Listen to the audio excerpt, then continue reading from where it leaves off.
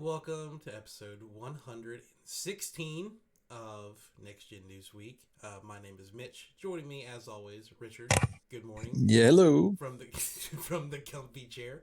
From the big beanbag. Hey, I want to give a shout out to our 290th subscriber. Okay. It's the little neighbor kid next door that loves to argue with me over stuff. Okay, well. So shout out to Corbin. He listened to one of them last night. I don't know if he's going to be a steady listener, but he's number 290. What if he went back and just started watching every single episode? Like, it's just old news now. But, Yeah. he get it, like every week. He's like, I gotta know what games they've been playing. They talk about it every week. I need to know.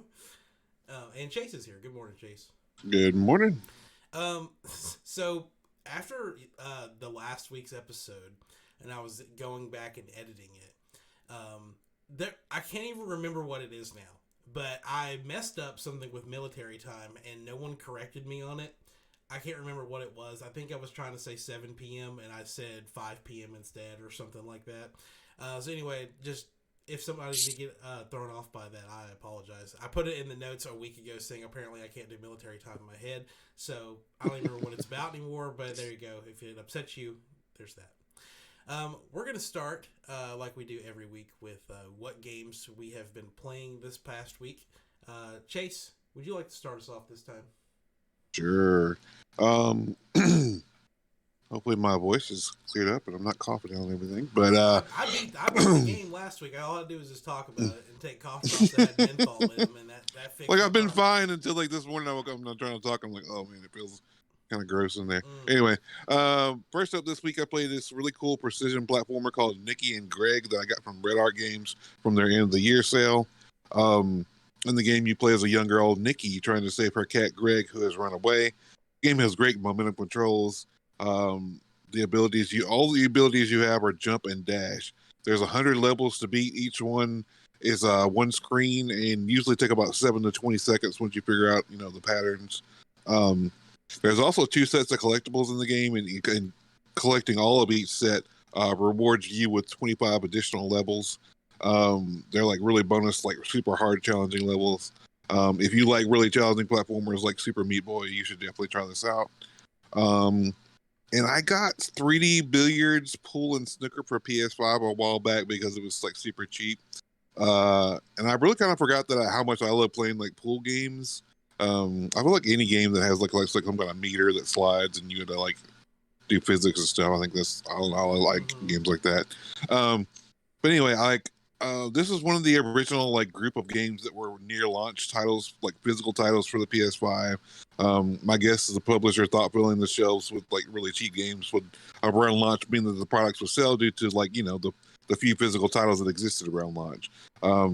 The game was so rushed to the shelf that it even has another game listed on the spine, which is Panda Hero Remastered, which is also a terrible platformer. But yeah. Talking about the game, it's okay if you're playing couch co-op, but that's all I would recommend. The AI is god awful. 90% of the time, the AI is like aiming at the ball it should be shooting, but if there's other balls in the way, it's just going to hit those instead. Like I had no idea what snooker was before I played this. Have y'all ever played snooker?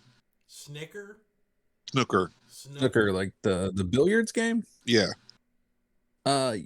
Physically, yes. Yeah. Well, like I had never played it, but it's like if you wanted to take pool and make it like 10 times longer and harder. Yeah, that's a good summary. Yeah, it's like the table is double the size. There are wedges in different angles, so near the pocket, so you have to hit the balls more precisely. There's colors you have to hit in a certain order. There's like a point system, but yeah. Like I said, it's a fun... The table is double the size? Yes. How would that work in real life? They make specific snooker tables? Yes. Yeah. Really? Okay. Mm-hmm. But yeah, like I said, it would probably be a fun couch co-op game, but I would not. Unless you wanted to take practice shots against the terrible AI, I wouldn't recommend this game. And then last week, I finally got around to playing Wonder Boy: The Dragon's Trap, which is a remake of the 1989 Sega action platformer Wonder Boy 3. I never played the original game, but the controls on this feel really good and the game looks really amazing. You can toggle between the retro graphics and the audio. But all the hand drawn art looks really, really good. And I never really switched back more than a few seconds to check it out.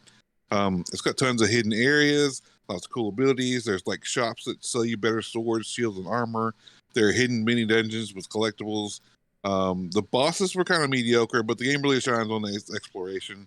Um, the Alex Kidd remake felt really disappointing, but like this one feels really good. I will pick up some of the other games in the series and give them a shot. But yeah, that's all I've been playing. I'm still thrown off by the fact that somebody would pay $4,000 to $5,000 for a bigger pool table for like some advanced game mode. Because you can't just play it on a regular board. Nope. Like, would you like to play on my $5,000 pool table or my $10,000 snooker table? And nobody ever really wants to play snooker. No. that is like, an investment nobody cares yeah, about. I was going to go for the platinum trophy, but apparently the game didn't have a platinum trophy. I didn't realize this until like I'd gotten almost all the trophies. And then like there's the last trophy I needed was to sink 1,000 balls, and like I was reading on Reddit about how the game that trophy is possibly glitched, and you would probably have to play about 8 hours straight to get that one trophy. And it's not even, it wouldn't even give you like a platinum. It'll just give you like a regular trophy. So I was like, nah, not gonna grind that out. Yeah, no, I don't blame you. So, Richard, what have you been playing? All right, so I'm gonna preface this by saying that I am the father of a small child. Mm-hmm. I have been playing Roblox with my daughter. Some game called Wild Horses Island where you can farm and breed horses. It's kind of cool. That's been taking up a lot of time. I also started a game on Switch called Windbound. I don't know. You looks guys good. have probably seen it. Okay, Yeah. it does look good. Mhm. It's not. It's Oh, got no. I like those survival type games, and they got like the boating aspect. You can build and develop your boat and you travel between islands, but it's oddly fragmented between chapters. You basically, there's 3 islands that have these little icons that you have to set aflame, and then once you do the 3 islands, you go to this other island and it opens up this portal that goes to a brand new map. Now your progress carries over and your inventory carries over, but after each one of these little chapters, you basically reset. And it's the same thing. You go to these 3 little islands and it becomes increasingly more difficult. But part of the problem is that it's kind of it suffers a really bad pacing issue. Um, Stuff does not, or at least from what I'm looking at, the way I've played, I have not seen any resource grow back.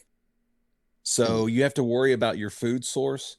I've not seen anything repopulate. So it almost like it creates a timed based thing, because once you cross the portal over into the next chapter and the next grouping of islands, it fills up your stamina and health. But while you're within that chapter, you have a very limited resource supply, which means you have a very limited timetable. So that kind of cuts down on the exploration aspect. And then the combat is really wonky. You do have a lock. One of the shoulder buttons is to lock on, but randomly it just feels like you lose it. If whoever you're locked onto does like a special maneuver where they dash against towards you or something like that, for whatever reason, it breaks the lock. And it just, I don't know. It feels a little unpolished. I had high hopes for it. There's 5 chapters. I'm in chapter 3, so I'm a little more than halfway through, but I don't know. It's more of a grind than it feels worth it. So I don't know if I'm going to go back or not. I may, but that's been my past week was Windbound and Roblox. Nice. Well, I'm going to preface what I've been playing by saying I am mentally a 50-year-old man, and I have been playing Candy Crush on my phone. Which it's just, I've been working every single day for the past like 10 days straight. I still got another week ahead of me before I actually have like a full day off. And so been immersing myself in things that I can play at work in like small bursts. So Slay the Spire, Candy Crush, Pokemon Go. Except for I played Fortnite with Michael the other day, and that was so much fun.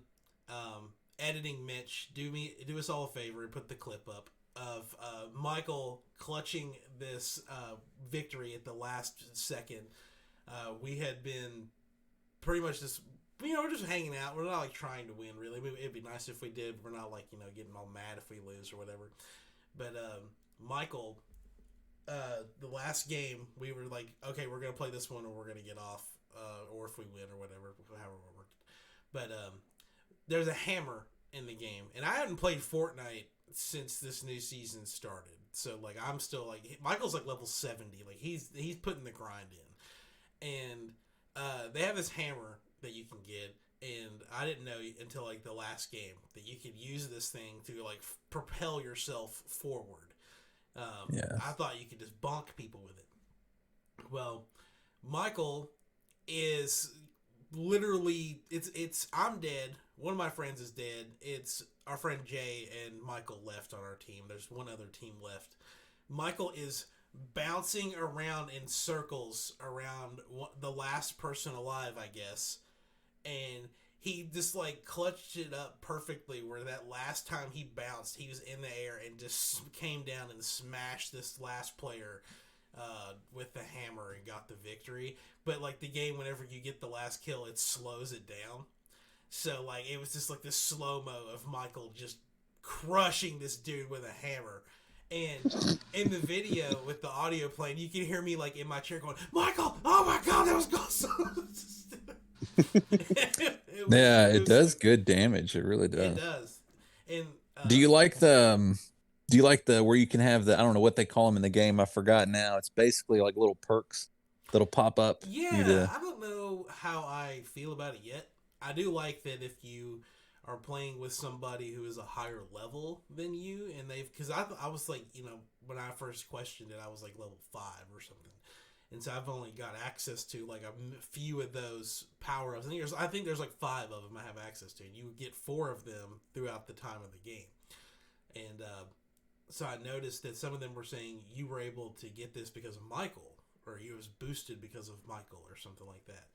And come to find out, since he has access to those because he's unlocked them, I can access them as long as I'm in a lobby with him, which made it, that was pretty unique that they've added stuff like that. And I don't have a problem with it. It's not like, I think I've unlocked them all too. I'm level 50 something. I'm now level like 25. Like, we played for about 2 or 3 hours, and I mean, my level just shot up. So I definitely want to play more of it. I need a day off. I could do that. Work has been kind of crazy. But that's all I've really been playing. I want to play more Inscription. I was going to play it last night, but when I got home, I was just beat. And I was like, I got to do show notes, and then I'm going to bed. And that's exactly what happened. But let's talk about what games are coming out this next week. This is kind of like the storm's starting to get, and the winds are starting to pick up on this gaming release storm we've got coming. We have Gigantosaurus Dino Kart, another kart racer coming to the Switch. What is today? Is today the 7th?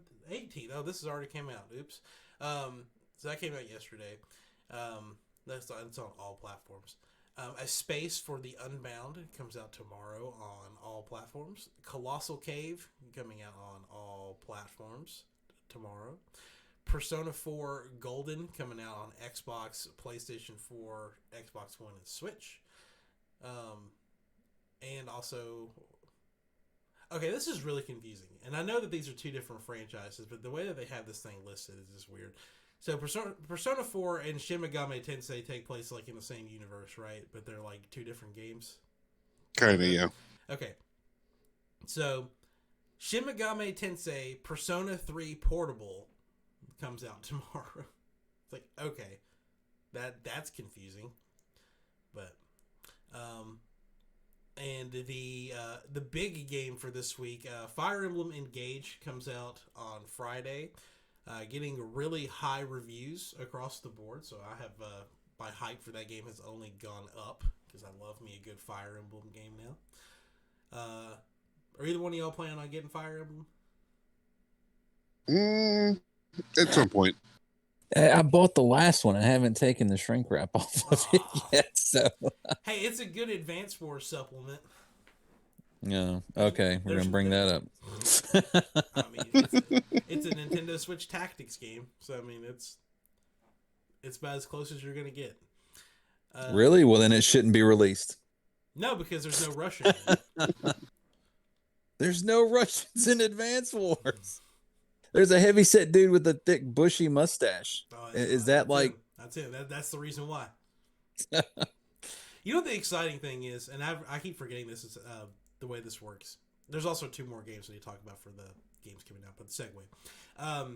Anytime that so Nintendo always does a February Nintendo Direct. It's just how they usually do things, but it always happens usually the week after a major game comes out, which more than likely means that there's a Nintendo Direct coming out in the next week or 2.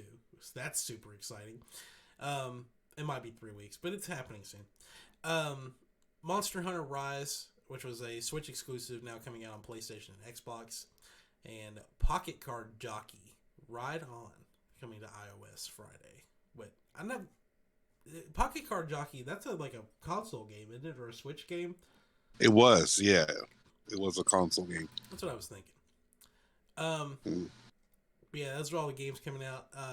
While I kind of reshuffled the notes to make this make more sense. So, speaking of Fire Emblem Engage, if you are someone who doesn't want to be spoiled about this anime game, stay off the internet until you get to play it, because obviously, like every other major Switch release, Fire Emblem Engage is now available to play on PC, and because of the scurvy pirates and stuff. So, if you are trying to avoid spoilers, stay off of Twitter, stay off of YouTube, stay off of any place where you can be spoiled about the blue and red haired anime people.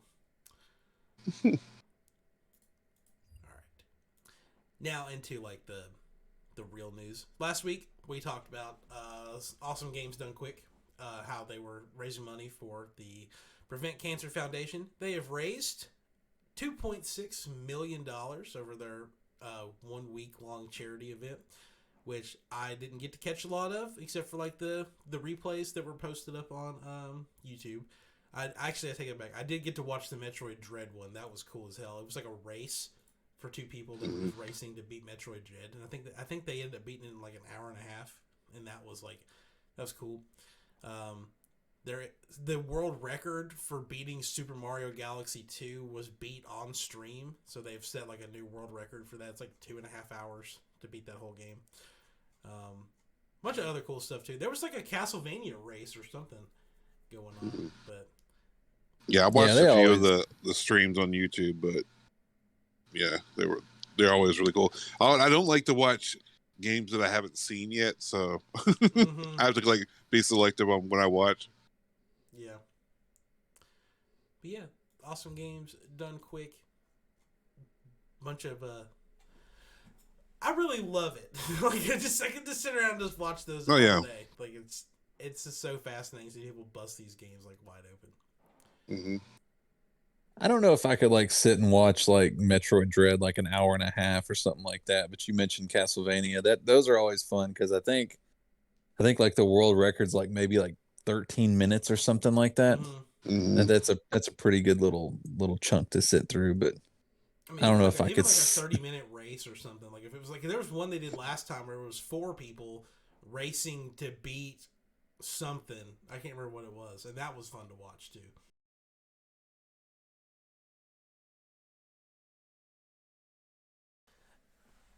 So one of the bigger games that I think everyone's kind of been excited for that we don't really know much about it, but it's just kind of like a thing that's coming. And that is Black Myth Wukong, which is this game that's based off of the story of Journey. Is it called A Journey to the West or Journey Through the West? It's like it's like the Tale of the Monkey King. But anyway, this game, it looks gorgeous. It's been in development for years now. We've known about it since like I want to say 2020 or 2021 when they first showed it off. And it's being developed by one person, if I remember correctly. Originally, yeah. Originally, there's a team on it now. Yeah. They have finally put a launch season on the game, trying not to overpromise a release date or anything. But we have one of our first 2024 confirmed titles coming out. I got a new trailer for Black Myth Wukong. I am every time I see this game, I'm blown away by how good this looks. I just want it to be here like right now. Mm-hmm. Chase, you're really excited about this game, right? Yes, it looks great. I think it's awesome that they just have like an honest release window in the days of like delay. Mm-hmm. And there's I'll be mad if they delay it. I mean, they may. Yeah, they may. But maybe not, since they're being really generous with the whole. Yeah. It isn't something I put in the notes because it's not confirmed, but there's a lot of talk going around that you remember last year, Xbox's last showcase they said that like all of their games were going to be released before the end of June, or like within like that 1 year window from whenever that came out, which ended up being like the end of June. There talks that they might be getting ready to delay Starfield again, and it's like, just, oh my god. Wow. Because it was like there was a listing that popped up, I believe, that had Redfall coming out in May. And if Redfall's coming out in May, that means that Starfield either has to come out first, which no one believes is going to happen, or if they were going to hit that window, then they were going to release Redfall in May and then release Starfield in June, which that seems even more or less likely to happen. It was weird because they had a concrete release date, didn't they, of like 11/11/22? Mm-hmm. And then when they delayed it, they didn't put a new date on it, did they? They didn't. Mm-mm. That's right. But even if it like got pushed to say June 11th or whatever, that's a 9-month delay. I think 7 months. Like someone will come at me again and be like, "Hey, you can't do months either. You can't do military time. You can't do months." Come on, Mitch. We're in Mitch time. Yeah, no. So 7-month delay, maybe longer depending on when they decide to release it. But yeah, tis the year for all the game delays. So, but maybe this will hopefully be the last year that this stuff happens. We'll spend more time talking about delays here in a little bit. I found this article. I was listening to something on YouTube the other day talking about this company Gillikey. They actually make it's not the GameCube controller we talked about last week. I think it's a different one that Michael has showed in the past. But they make this they make another Switch Pro controller, GameCube controller setup that uses these Hall effect joysticks. That's like the new buzzword going around. I've been talking about, like where the sticks have like the magnets in them to prevent like stick drift. Apparently, Gillikey has released the on Amazon. You can buy Hall effect joysticks for your Switch Joy-Cons now. So if you want to put like a permanent end, or I don't want to say permanent because things do break over time, but if you want to put like a significant end to your Joy-Con stick drift issues, if you're having them, you can buy these. So I think they're like $20 or so, $20-$30 on Amazon. You do have to take your own Switch controllers apart to put these in there, but if that's something that you would do, you would presumably end your Joy-Con stick drift. I've thought about buying these, but I have like every pair of Joy-Cons I have now are the newer sets for like the Zelda Series 4, where they put that foam or whatever on the inside of it to prevent the stick drift. So I haven't had any issues, so I don't have any reason to really do that. Plus, I do not want to tear up my Zelda Joy-Cons. I don't really want to test it, but neither one of you guys ever took your Joy-Cons apart and did crazy shit to them, did you? No. I took them apart. You did? Yeah. Biggest pain in the neck. I complained about it. Remember, like I took them apart, and then I took the little analog sticks apart, and the base of it is like the cheapest, most brittle white plastic that I have ever seen. Very, very fragile, and it's no wonder that there's drift, issues and stuff. So, I don't know. I don't have any drift issues right now. I ended up replacing them.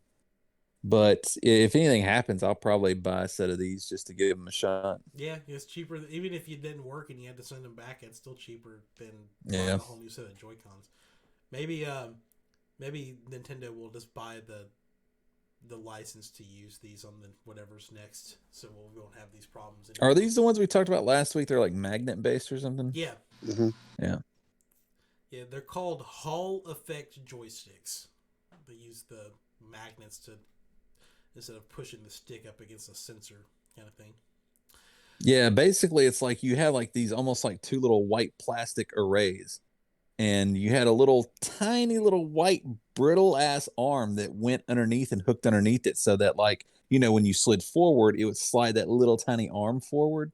But yeah, once you actually see it, you realize that, the slightest little overpressure, or, if you get kind of frantic when you're playing a game or something like that, you can completely wreck that analog stick. Mm-hmm. Yeah, if you're somebody suffering with that and you like taking apart electronics and have the patience to put those shoulder buttons back on your Joy-Cons, this is definitely something for you to do. You know what I'm talking about. That is the worst thing I've ever had to do. Yeah. Like I had no problem taking my Joy-Cons apart. I had no problem. What did I do to it? I was doing a shell swap. I had no problem doing any of that stuff. When it came to putting that stupid little spring for the right shoulder button, I about threw the whole thing away because I was just like, that was the worst thing ever because it would there's no proper way to put it in. And if you did it wrong, that spring would shoot into the atmosphere, and then you would never find it. Like, it's just, it's just gone.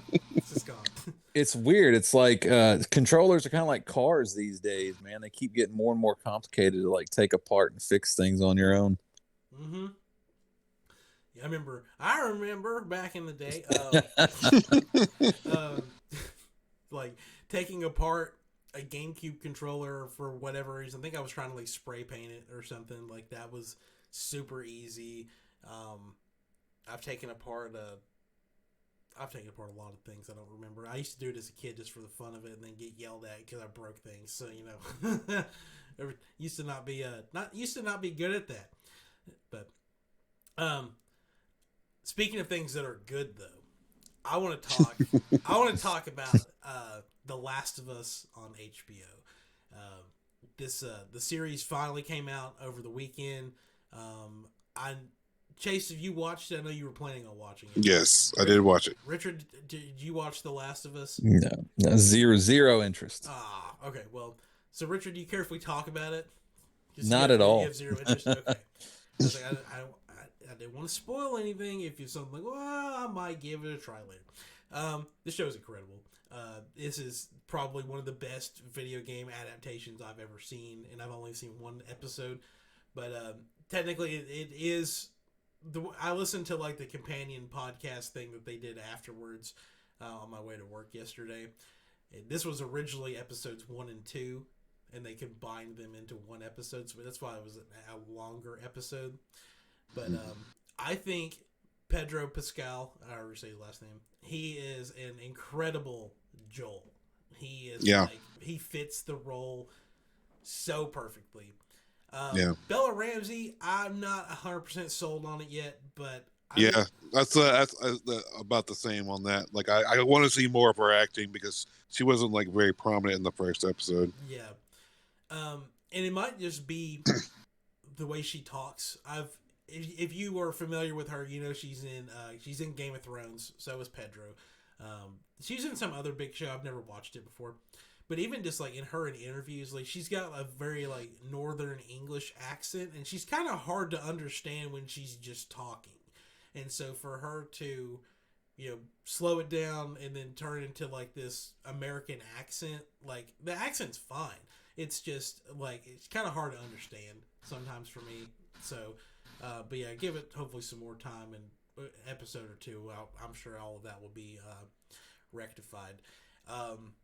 They've so far like completely nailed everything. They've added more backstory to where the virus or the fungal virus pandemic, whatever the hell you want to call it, or how that got started. Which there's a big thing coming out about like the bread. Like apparently it was a yeast thing that I didn't catch on to the first time I watched it. I thought that the opening scene for The Last of Us in the game is like a 20-minute gut punch that really just like hooks you to make you like get really invested in what happens with whenever the outbreak first begins. I like that they kind of drew it out a little bit just because to give more backstory about Sarah and all of the stuff that we only got to see like the ending of in the game. It still ended the exact same way. It still sucked watching it on television with live actors, that just as it did watching it in the video game. Yeah, it sucks. But again, that one scene is what made me fall in love with The Last of Us. So like that's obviously part of the reason. Not that I like seeing children die, but you know, like just the way that's written, it's perfect. Yeah. Yeah. So if you are someone who's wanting to watch The Last of Us, it's Sundays on HBO Max. We're in Central Time, so it's 8:00 here, 9 p.m. Eastern Time. They're only doing 9 episodes this first season, but I think it's just because they condensed episodes 1 and 2 down into one episode. But it's, you know, the entire. So it's like a scheduled release, like Disney does. Yeah, every Sunday. Yeah. So they're going to be airing until like mid-March. Yeah. And season 1 is only going to be the events that take place in the first game. They're not developing anything beyond The Last of Us 1 or 2. So as of right now, this shouldn't, unless they decide to split The Last of Us 2 up into 2 seasons, this should only be like a 2 season run of this show. Or if HBO decides to cancel it, because they're the absolute worst with canceling shows before they're done. Which if they do that, I will riot. Because they already they've killed me twice so far. They got me with Lovecraft Country, and they got me with Westworld. They didn't even finish Westworld. It's like, I hate you guys, but keep making The Last of Us. Just do that for me. And speaking of The Last of Us, also, if you were someone who got interested in the games because of the show, and you already have a PlayStation, or PlayStation 5 to be exact, you can now try The Last of Us Part 1.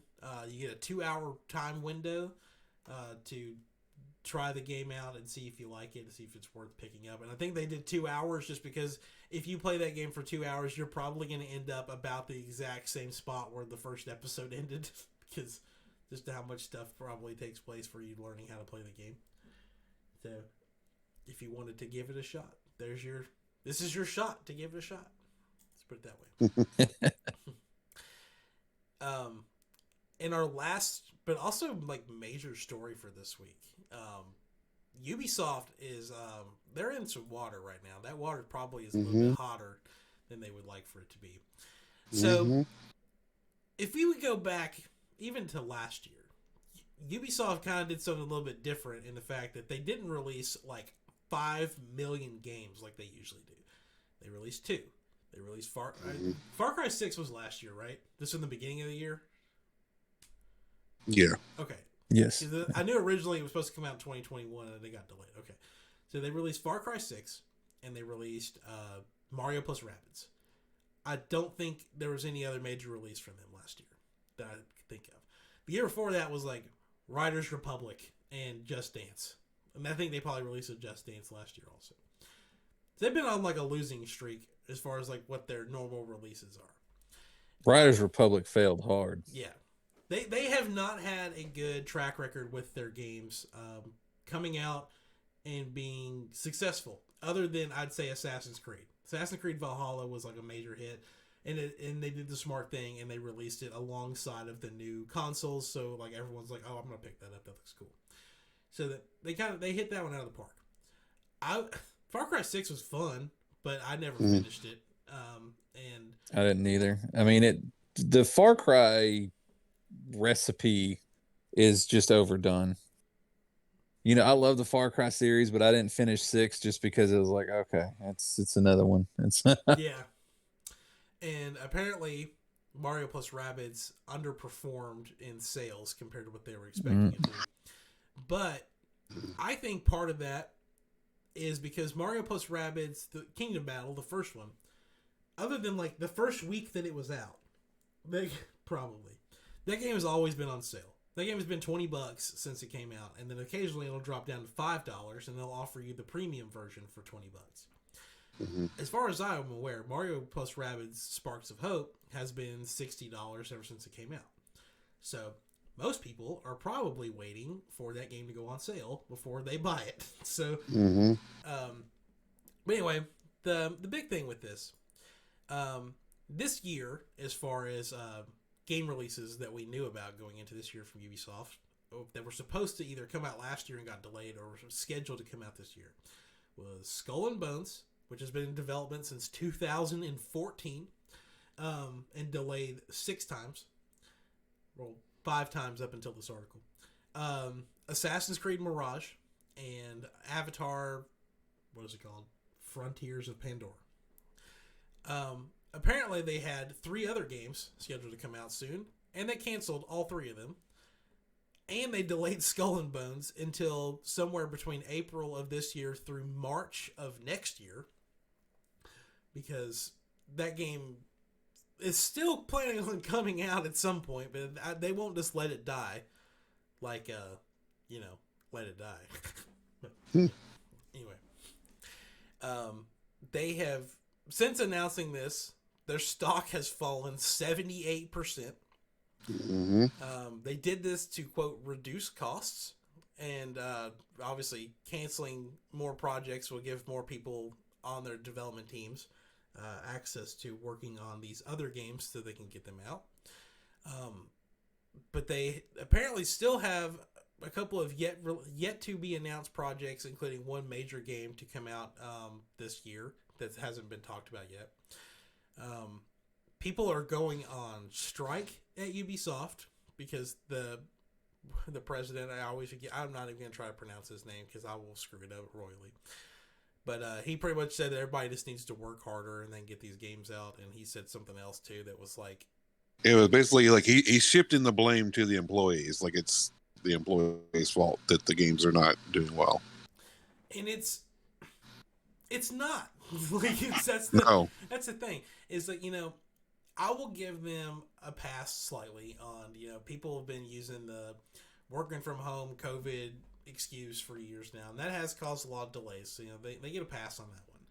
But one, the president of the company should take some responsibility for this. This is his company. Mm-hmm. 2, maybe there are people that aren't doing as well as they should be, that on every level of the chain, not just the developers, but the project teams, management, all this stuff. Everyone could always be doing better. This got to the point to where, a couple years ago, Ubisoft was fighting off acquisitions from people. They were like, people were trying to acquire them, and they're like, no, get away. And now they have brought up the idea of being acquired, but nobody wants them. It's gotten to the point where everyone's like, no, this is your mess. You need to fix this. We're not going to help. Right. Unless the Activision deal goes through or fails, and then I could see Microsoft trying to scoop. But yeah, we'll see. But I don't know. Yeah, my thing is like they have all these really, these games, and I was like, why don't they just like partner with another studio, like hand it over, they take some of the profits and then just release the game. Like, I don't understand. I don't know. I'm not like all business, about games, but I feel like with a name like Ubisoft, that's going to draw people up. I think that they should do, and not like 100% do like what Rockstar does, where they've kind of, Rockstar had a pretty big wealth of intellectual properties, and they've kind of just shrunken down to being the Red Dead and Grand Theft Auto studio. And they kind of alternate back and forth. And I'm not saying I didn't know you're talking about that game that came out in 2013. Yeah. I'd forgotten about it. It's kind of old. But, if Ubisoft kind of like, they've constantly been trying to like chase what everyone loves. Like, think about how many Battle Royale games that they have released that die immediately. And it goes back to what Richard was talking about last week about Death First trying to copy Fortnite. Yeah. And it doesn't work because Fortnite's already an established thing. It's like the same thing. Yeah. They've released Roller Champions. They did, I can't think of the name. It's the one that had all the skyscrapers in it. But they've done several takes at doing battle royales, and none of them work. And it's like eventually you just need to give up.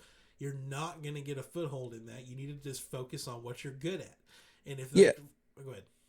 When it comes to like live service, like, we talked about like Smash Brothers and stuff like that, they have like these extended lifetimes. This isn't something that like people play to finish. It's more of like a time commitment, or an investment. Something like Fortnite, they have different chapters and seasons and battle passes. It's like an ongoing thing.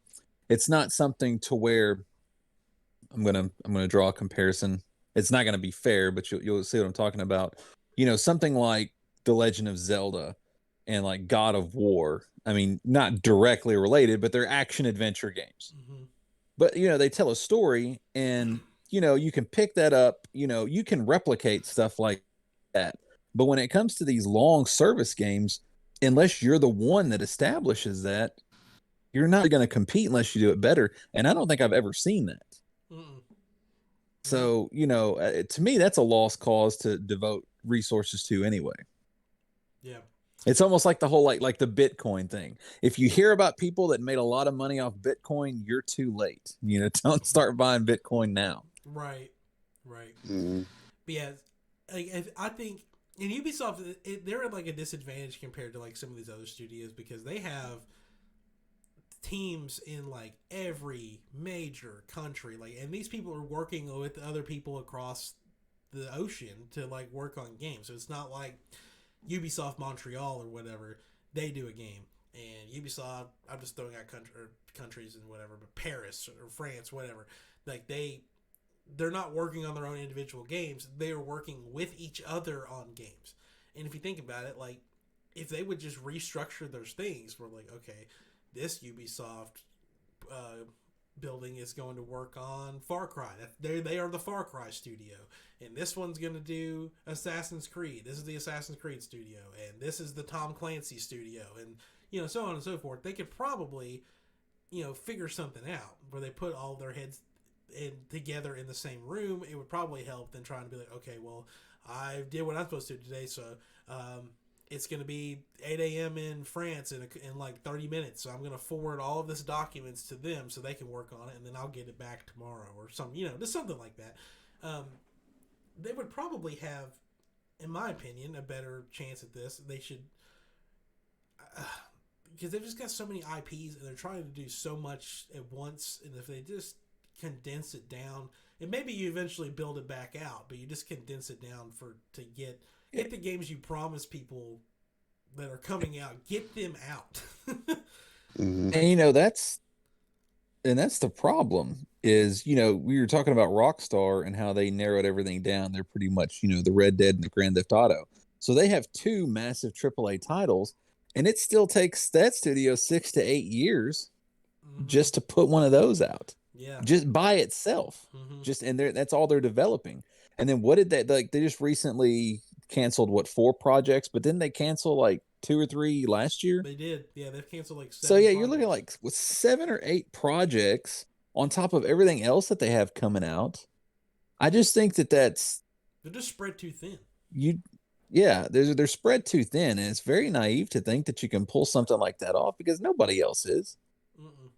But maybe Hideo Kojima, he's got Death Stranding 2 coming out like just a few years. Ubisoft, though, out of every major third-party developer, they have the most employees working there. I think like 20,000 employees spread out across all of their studios. Which the next closest is EA or Activision. They have like 10,000, which didn't. And well, if I was gonna make some comparison to like, well, if Xbox buys Activision and Xbox just lost 10,000 employees, there goes Activision. They just fired everybody. But I don't know. Like they just need to step their game up, and I think if they, because we're talking Tom Clancy things. There's like 3 different IPs within that. And you've got Far Cry, Assassin's Creed. They could probably, if Mario Rabbids didn't sell well, that's probably the last one of those we're going to see for at least for a while.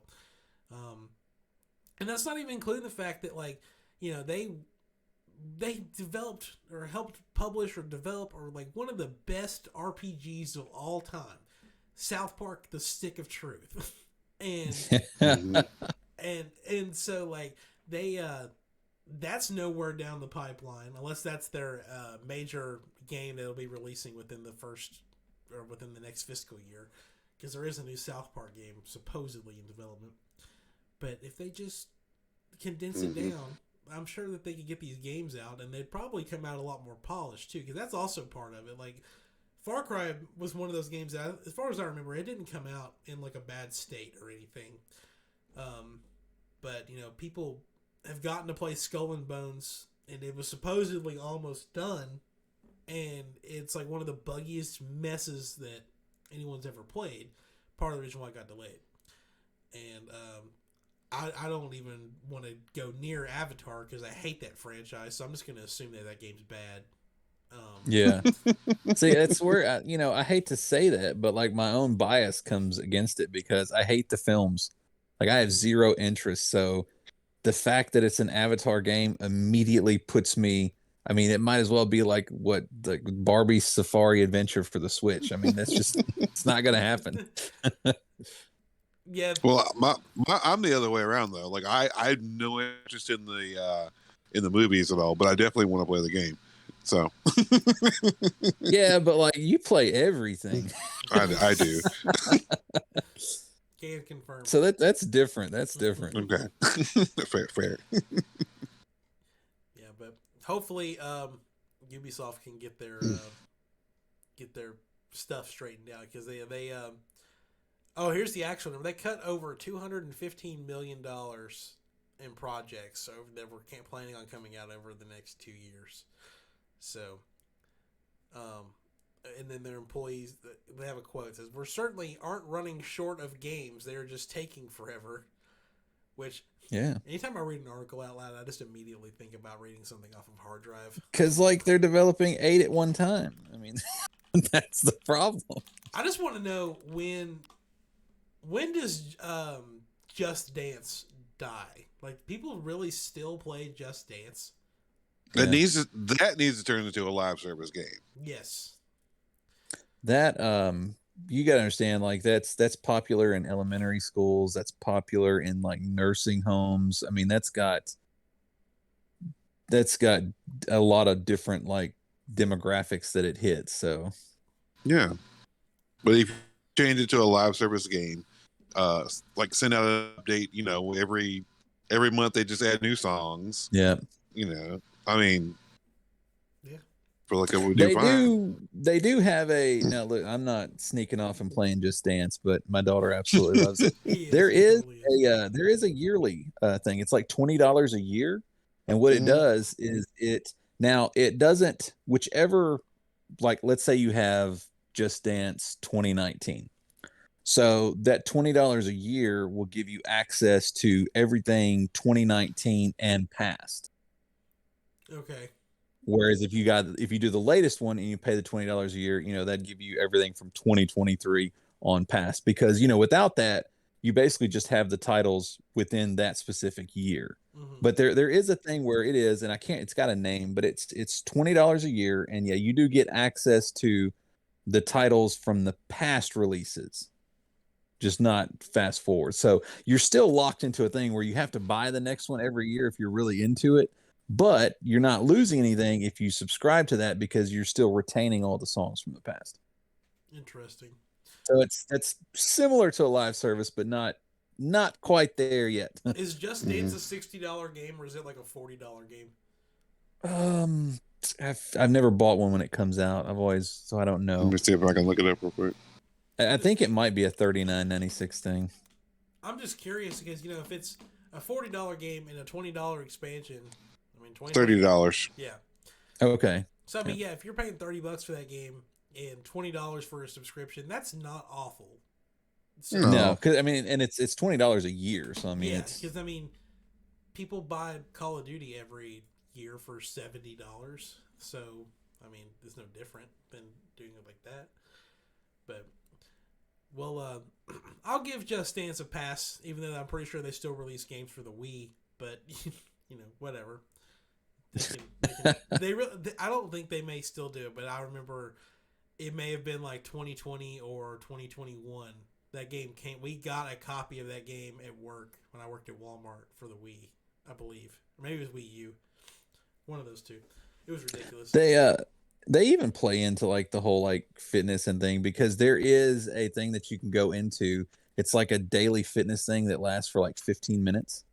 And it's like different 80, it's different every day, but it's kind of like it's your daily dose of cardio. Mm.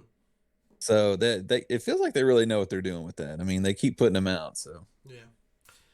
Give them credit for that one. I know they did say that Just Dance and Mario plus Rabbids were both like underperforming, but I mean, I don't. Maybe people just wanted a break from dancing. Maybe this past year's true. worth of TikTok songs just sucked and nobody wanted to dance to them. This is unrelated, but I just wanted to share this. I think it's just so funny. So, if you've, I know Richard and I've only played Fortnite together like once, but there's a song called Bim Bam Boom that's by some French artist. It's one of my favorite emotes to just do in that game. Like, I probably paid way too much money for that thing. But anyway, one day I was like, I'm going to go listen to the real song of this. And it's called Bam Bam Boom by some, whatever that French lady's name is. I was trying to show it to somebody a few weeks ago. And I typed in Bim on Spotify. And the song popped up, but right below it was a playlist that was called Bimbo Core. And and I had to know what it was. And it was some of the scariest music I've ever heard in my life. Do not recommend looking up Bimbo Core, but if you do, just know you've been warned in advance. So, well, that's all the news that we've got for you this week. Do you guys have anything you would like to plug before we get on out of here? PlayStation's $20 and under sale started today. Nice. Anything good on there? I haven't even looked. I literally woke up and hopped on the podcast. Wonderful. That's exactly what I did. Richard, what were you going to say? I got a video coming soon. Oh, yeah. Did we talk about that's your all name last week? I don't think we did. The intro's good. I think I nailed that. I love the intro. So hopefully I can live up to the intro. But yeah, keep an eye out on our YouTube channel and the Facebook. Dude, I'm not going to give a date to it. I was hoping to have it done this week, but the intro video that we all love so much took more time than what I thought. So it's just coming soon. There we go. I was working on making a video myself that I was going to do on my personal YouTube, but I think I'm just going to throw it on Next Gen Newsweek instead. The goal is to do more bite-sized videos instead of like only having these hour-long shows coming out once a week, so we can give you guys more stuff. So like Richard's video, more game stuff. I'm probably going to start working on some more Zelda content since that's coming up in the next few months. And then if Chase does unboxings and stuff, so I mean we've got sometimes we got some stuff going on. I wanna push to 1,000 subscribers. I would love that. We're at almost 300, so we're slowly climbing. I think we can do it. I would love to have that's my goal. That's a good goal that's our 2023 goal. We're gonna hit 1,000 subscribers. So, or more. We might hit more. I don't want to peak at 1,000. I want to peak at like 100,000. That'd be great. But anyway, 1 million. Anyway, that is going to be everything we got for you this week. Thank you for joining us on this video adventure through the past week's worth of gaming news. Hopefully, you guys all enjoyed the Last of Us show. If you watched it, hopefully you're looking forward to playing Fire Emblem Engage on Friday, or Black Myth Wukong in 2 years, or whenever that finally comes out. Michael, if you're going to watch this, we miss you. Sorry you had a dentist appointment this morning. But I look forward to playing more Fortnite with you. Anyway, yeah. We'll be back in your YouTube feeds next week, roughly the same time. So until then, have a good one. Also, since Michael's not here, this week's episode is brought to you by the mean, crazy old man working at the dentist that prevented Michael from being here today. Don't pull his teeth out, or I will pull your teeth out. How you like that? You like them apples?